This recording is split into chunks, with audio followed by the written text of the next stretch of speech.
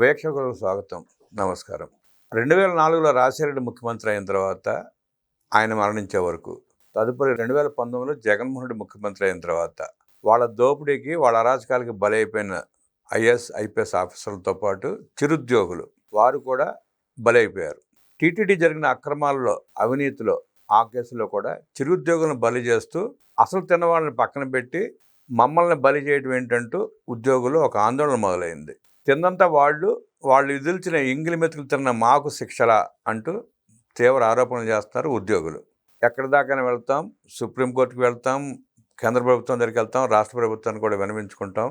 మేము తిన్నమాట వాస్తవమే, కానీ మాకు ఇచ్చిన వాళ్ళని కూడా మీరు అరెస్ట్ చేయాలంటూ వాళ్ళు డిమాండ్ చేస్తున్నారు. వాళ్ళ డిమాండ్లు ఏంటి, ఎందుకు అలా ప్రవర్తిస్తున్నారు, వాళ్ళ ముందస్తు చర్యలు ఏంటి తెలుసుకునే ప్రయత్నం చేద్దాం. విశ్లేషించడానికి మనతో పాటు ఉన్నారు సీనియర్ జర్నలిస్ట్ దుర్గా కుమార్ గారు. వారిని అడిగి మరిన్ని విశేషాలు తెలుసుకుందాం. నమస్తే సార్. నమస్తే బ్రహ్మ గారు, మన వీక్షకులు కూడా. వైఎస్ రాజశేఖర రెడ్డి, వైఎస్ జగన్మోహన్ రెడ్డి పరిపాలనలో జరిగిన అవినీతి అక్రమాల్లో పెద్దలు అంతా బాగున్నారు, మేము మాత్రం ఎందుకు బలేవాలంటూ వాళ్ళ ఉద్యోగుల్లో ఒక ఆందోళన మొదలైంది, తిరుగుబాటు మొదలైంది. వాళ్ళ ఆందోళన, వాళ్ళ తిరుగుబాటుని ఎట్లా చూస్తారు, ఎట్లా విశ్లేషిస్తారు? ఇప్పుడు మీరు ఇంతకుముందు చెప్పినట్టు తిరుపతి దేవస్థానంలో ఉద్యోగం అంటే ఒక రకంగా కడుపులో చల్ల కదలకుండా చేసుకునే ఉద్యోగం అండి. అది ఒక ధార్మిక సంస్థ. అక్కడ ఎవరు ఒత్తిళ్లు ఉండవు, అక్కడ ఏమీ అరాచకాలు జరగవు, తర్వాత అవినీతి అక్రమాలకి ఆస్కారమే ఉండదని అనుకునేవాళ్ళు.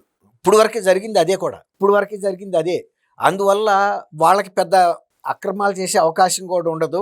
ఏదైనా సివిల్ ఇంజనీరింగ్ వర్క్స్లో ఆ ఇంజనీర్లకి ఏదైనా 1-2% ఏదైనా ఇచ్చుకుంటారేమో తప్ప మిగిలిన పర్చేజెస్లో కానీ ఇతర వ్యవహారాల్లో ఎక్కడా కూడా పెద్ద అవినీతికి ఆస్కారం ఉండదు. కాబట్టి వాళ్ళ పని ఏదో వాళ్ళు చేసుకుంటే ప్రశాంతంగా బతికారండి. ఫస్ట్ టైము తిరుపతి దేవస్థానం యొక్క పరిపాలనాంశాలు, ఇలాంటి అక్రమాలు రోడ్డుకి ఎక్కటం అంటే ప్రపంచవ్యాప్తంగా బట్టబయలు అయిపోయింది. అవును. అంటే తిరుపతి దేవస్థానం అంటే ప్రతిదీ కూడా ఒక పవిత్రంగా జరుగుతుంది, ఒక శ్రద్ధతో చేస్తారు, ఒక భక్తితో చేస్తారు, ఒక నిబద్ధతతో చేస్తారు అనే ఒక నమ్మకం ప్రజలందరికీ ఉండేది, అంటే భక్తులందరికీ. అందువల్లే వాళ్ళు విరాళాలు కూడా ఉదారంగా ఇచ్చేవాళ్ళు. శ్రీవారికి ఇచ్చిన విరాళం ప్రతి పైసా కూడా జాగ్రత్తగా ఉపయోగించే వ్యక్తులే ఉంటారు అక్కడ, ఆ వ్యవస్థ. కాబట్టి మనం ఇచ్చిన విరాళాలు, ఆస్తులు కూడా, స్థిరాస్తులు ఇచ్చిన వాళ్ళు కూడా ఉన్నారండి. తర్వాత నిలువు దోపిడీ ఇస్తారు, వాళ్ళ శక్తి మేరకి కూడా ఇచ్చుకుంటారు. అందువల్ల ఉద్యోగులు కూడా ఏంటంటే, మనకి గవర్నమెంట్లో అన్న అక్రమాలు, అన్యాయాలు జరిగినప్పుడు విచారణ జరగటం, ఏసీబీ దాడులు జరగటం, పట్టుకోటాలు ఇవన్నీ జరుగుతాయి. కానీ తిరుపతి దేవస్థానం మీద ఇలాంటిది ఎప్పుడు జరగల. రెండోది ఇంకోటి ఏంటంటే, వాళ్ళకి ఇంటర్నల్గా విజిలెన్స్ అండ్ సెక్యూరిటీ ఉంటుంది.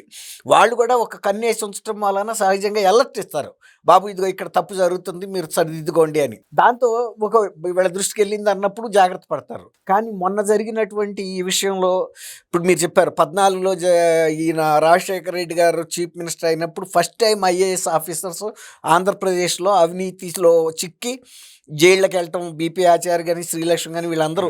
తర్వాత ఆ రోజున మినిస్టర్స్గా ఉన్నటువంటి సబితా ఇంద్రారెడ్డి, లేకపోతే ధర్మాన ప్రసాదరావు, తర్వాత నిజాంపట్నం ఆయన రేపల్లి దగ్గర మోబ్దే వెంకటరమణ గారు, వీళ్ళందరూ కూడా చిక్కుకున్నారు. అది అట్లా అయిపోగా ఇప్పుడు జగన్మోహన్ రెడ్డి గారి విషయంలో డీజీపీ క్యాడర్ అధికారులు అనేక మంది క్రిమినల్ కేసుల్లో ఇరుక్కోవటం మనం చూసాం, దాదాపు 6 మంది.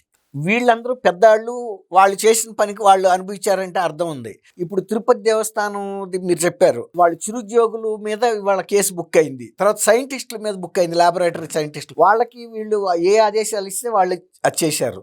ఇప్పుడు నిజానికి వాళ్ళకి నిర్ణయాధికారం ఉండదు. ఇప్పుడు ఎవరి మీద అయితే కేసు బుక్ అయిందో వాళ్ళు పాలక మండలి ఏదైతే నిర్ణయం చేస్తో అది అమలు చేసి ఎవరికి ఎంత పే చేయమంటే వాళ్ళకి పే చేయాల్సిందే. ఫలానా ఆయన నెయ్యి సప్లై చేయకపోయినా, కృత్రిమైనటువంటి పదార్థం సప్లై చేసినా, అతను ఎంత కోట్ చేశాడో, ఎంత సప్లై చేశాడో ఆ మేరకు వాళ్ళు బిల్లు చేసి ఇవ్వాల్సిందే. ఇప్పుడు చిన్నప్పని లాంటి వాడు ఒక 25 రూపాయలు ఏదో బేరం చేసుకున్నారు. తర్వాత అది కూడా పెద్దవాళ్ళు ఇచ్చిన కాంట్రాక్టే తప్ప వీళ్ళు ఎవరు అవార్డు చేయలే. కాంట్రాక్ట్ మీద సంతకం పెట్టిన వాళ్ళని పట్టుకోవాలి అసలు. తర్వాత ఇంకోటి, నిబంధనలు అన్నీ సడలించి కూడా ఇచ్చారు.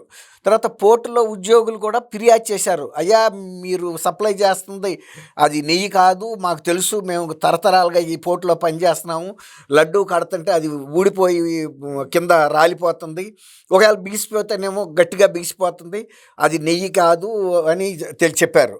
అప్పుడు ధర్మారెడ్డి ఈవోగా ఉండి, అది మేము బోలే బాబా అనే ఒక పెద్ద దీని నుంచి తెస్తున్నాం, వాళ్ళ గోశాల నుంచి, వాళ్ళు గోవులకి సేంద్రియ అంటారా, దాన్ని ఏమంటారు, చెప్తారు ఆర్గానిక్ ఆహారం పెడతారు కాబట్టి ఈ నెయ్యి వేరుగా ఉంటుందని చెప్పి ఆయన వాళ్ళని కన్విన్స్ చేయడానికి ప్రయత్నించాడు. కానీ వాళ్ళకి తెలుసు, అందరికీ తెలుసు.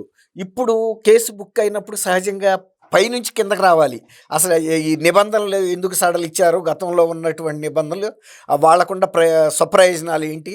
ఇంకోటి వాళ్ళు చెప్తుంది ఏంటంటే, సుబ్బారెడ్డి గారు ఒక వ్యూహాత్మకంగా ఈ కేసుని నడిపింది ఆయనే, తప్పించుకోవడానికి కూడా వ్యూహాత్మకంగా వ్యవహరించాడని కూడా చెబుతున్నారు.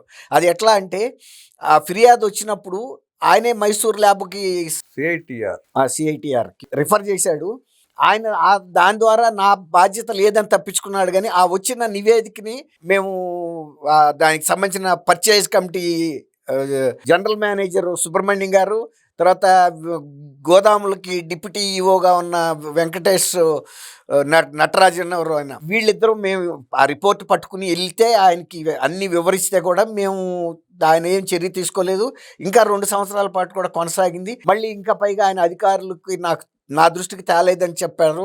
ఈ విధంగా మమ్మల్ని బలిపశువులు చేయటం అనేది సుబ్బారెడ్డి గారు లాంటి పెద్ద మనిషి అనుకున్న వ్యక్తికి ఆధ్యాత్మికవేత్త అని అప్పుడు దాకా ప్రచారం చేశారు.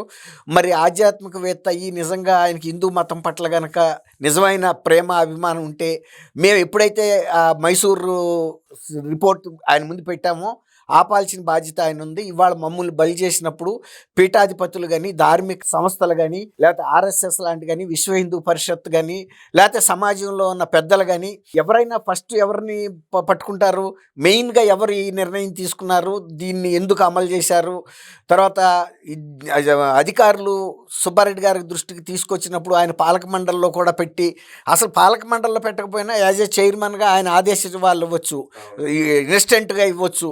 అదే రిపోర్ట్ మీద స్టాప్ ఆల్ ద గీ అని అందరిది ఆ 3 డైరీస్కి ఆపేసేయమని చెప్పొచ్చు. చెప్పలేదు కాబట్టి వాళ్ళ మమ్మల్ని బలిపశులు చేస్తే ఈ నిర్ణయంలో మా పాత్ర ఎంత, మేము డబ్బులు తినలేదని అంటలేదు. ఏదో ఆ డైరీస్ వాళ్ళు మేము ఆ బిల్లులు పాస్ చేసే సందర్భంలో, ప్రాసెస్ చేసే సందర్భంలో తులం ఫలం ఇస్తే పుచ్చుకున్న మాట కరెక్టు. అందులో కొంతమంది వెనక్కి కూడా ఇచ్చేశారు. మొన్న మేము ఇదిగో ఇంత గోల్డ్ తీసుకున్నాము, ఇంత డబ్బు తీసుకున్నాము, మేము స్వయంగా సరెండర్ చేస్తాం. సైంటిస్ట్ ఒక ఆయన భూమన్ కరుణాకర్ రెడ్డి బంధువు 72 లక్షలు ఆయన సరెండర్ చేశాడు. ఇప్పుడు ఉద్యోగస్తులు ఏమంటున్నారంటే, ఒకవేళ కనుక ఎవరన్నా పెద్దాళ్ళు జిఆర్ స్వామి లాంటి పెద్దలను ఎవరినన్నా పెట్టి, మేమందరం ఎవరైతే ఇందులో నిందితులుగా పెట్టారో మేము ప్రమాణం చేసి, మేము ఎంతైతే మాకు ముట్టిందో ఆ కల్తీ నెయ్యి వ్యవహారంలో అది మేము అక్కడ సరెండర్ చేస్తాం. గతంలో కనుక తీవ్రవాదులు కనుక ఆయుధాలు సరెండర్ చేశారు కదా మధ్యప్రదేశ్లో అర్జున్ సింగ్ ముందు, అట్లా మేము కూడా మా డబ్బులు ఇప్పుడు మొన్న ఆయన సైంటిస్ట్ ఇచ్చినట్టు సరెండర్ చేస్తాం, చేసి క్షమాపణ చెబుతాం, మమ్మల్ని ఈ కేసు నుంచి తప్పించండి. అయితే అసలు దోషుల మీద మాత్రం చర్యలు తీసుకోండి. ఎందుకంటే భవిష్యత్తులో కూడా ఎంప్లాయీస్ సఫర్ కాకూడదు ఎవరో పెద్దలు చేసిన తప్పుకి. ఇది వ్యూహాత్మకంగా ఆయన తన బాధ్యత తన మీదకి రాకుండా తప్పించుకుని, ఇప్పుడు మేము వెళ్ళి చెప్పిన తర్వాత కూడా అధికారులే దానికి బాధ్యులు అంటాం ఎంతవరకు సమంజసం. ఇది సమాజం కూడా ఆలోచించాలి. కోట్లాది మంది భక్తులు కూడా ఒత్తిడి తీసుకురావాలి. తిరుపతి దేవస్థానంలో ఎవరు ఈ అక్రమాలకి ఒడిగట్టారు, ఎందుకు తప్పించుకున్నారు. అసలు ఇంకోటి, ఇటువంటి నేరాలు చేసినప్పుడు ఎప్పుడైనా సరే ఎవరైతే బాధ్యతమైన పదవుల్లో ఉంటారో వాళ్ళని వైపు నుంచి శిక్షిస్తారు, వాళ్ళ మీద బుక్ చేసి మావి కూడా కంటిన్యూ చేయండి కేసెస్. వాళ్ళు అడుగుతుంది అది. మేము ఈ వినతి పత్రాలు తీసుకుని కేంద్ర ప్రభుత్వం దృష్టికి తీసుకెళ్తాము, ఆర్ఎస్ఎస్ ప్రముఖుల్ని కలుస్తాము, విశ్వ హిందూ పరిషత్ కానీ ఇతర ధార్మిక పీఠాధిపతులకి ముఖ్యంగా మేము అందరికీ లెటర్ రాస్తాము, దేశంలో ఉన్న అన్ని పీఠాధిపతులకి. వాళ్ళు కూడా ఇందులో చొరవ తీసుకుని, ఇది ధార్మిక సంస్థ కలియుగ దైవంకి సంబంధించిన అంశం కాబట్టి వాళ్ళు మౌనంగా ఉండటం కూడా మాకు బాధ కలిగిస్తుంది. అసలు దోషులతో పాటు మమ్మల్ని కూడా శిక్షించండి. అంతే తప్ప మమ్మల్ని శిక్షించి అసలు దోషులను వదలటం మాత్రం ఇది సహజ న్యాయానికి విరుద్ధం అనే మాట.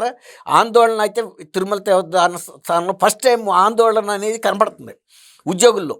అంతకుముందు ఉద్యోగులు ఎవరి పని వాళ్ళు చేసుకున్నారు, కానీ ఇవాళ వాళ్ళల్లో వాళ్ళు చర్చించుకుంటున్నారు. ఇవాళ కొంతమంది బలి అయ్యారు, రేపు ఇంకో కొంతమంది బలి అవుతారు, ఇక మనకు రక్షణ ఎక్కడ మన ఉద్యోగాలకి అనే ఆందోళన అయితే కనపడుతుందండి తిరుమల దేవస్థానం ఉద్యోగుల్లో. కాబట్టి ఇప్పుడు పీఠాధిపతులు వాళ్ళు కూడా ఎంతవరకు ఈ రంగంలోకి దిగుతారు, దీనికి సహజమైనటువంటి ముగింపు అంటే తాత్విక ముగింపుకి తీసుకెళ్ళాలి ఈ దర్యాప్తుని. అంతేగాని సింహాలను వదిలిపెట్టి కోళ్ళని మేకల్ని బలిస్తే న్యాయం జరగదు కదా. అసలు కారకులు ఎవరైతే వాళ్ళని కూడా శిక్షించాలనేది వాళ్ళ డిమాండ్. సో వాళ్ళని వీళ్ళని కోరే బదులు సుబ్బారెడ్డి కోరిక మేరకు సుప్రీంకోర్టు సిబిఐతో కూడా సిట్ ఏర్పాటు చేసింది, ఇన్వెస్టిగేషన్ చేసింది, చాలా బయటపెట్టారు వాళ్ళు. వీడు కూడా ఇంప్లీడ్ అయ్యి సుప్రీంకోర్టులో పిల్లేస్తే సరిపోద్దిగా. వేసుకోవచ్చు. ఇప్పుడు వాళ్ళు అన్నీ ఆలోచించుకుంటారు. ఇప్పుడు వాళ్ళు ముందు ఏంటంటే సామధాన భేద దండోపాయాలని ముందు సాత్వికంగా ముందు పీఠాధిపతులు వాళ్ళు సహజ న్యాయం చెప్పగలిగిన పరిపక్వత వాళ్ళకు ఉంది. ఇందులో ఎవరు తప్పు చేశారు అని వాళ్ళు కూడా డిమాండ్ వాళ్ళ ద్వారా చెప్పిద్దామని. పూర్తిగా తాత్విక ముగింపుకి తీసుకెళ్లాలి తప్ప ఎవరినో బలహీనమైనటువంటి చిన్న ఉద్యోగులను బలి చేయటం కరెక్ట్ కాదు అనేది ఇప్పుడు పీఠాధిపతులు బయటకు వచ్చి చెప్పాలి అంటున్నారు వాళ్ళని. సుబ్బారెడ్డి, కరుణాకర్ రెడ్డి మీద సంచలన ఆరోపణలు చేస్తున్న ఉద్యోగ సంఘాల ఉద్యోగుల ఆవేశాన్ని, వాళ్ళ ముందస్తు చర్యలని స్పష్టంగా విశ్లేషించిన దుర్గాకుమార్ గారికి ధన్యవాదాలు తెలియజేస్తూ నమస్కారం.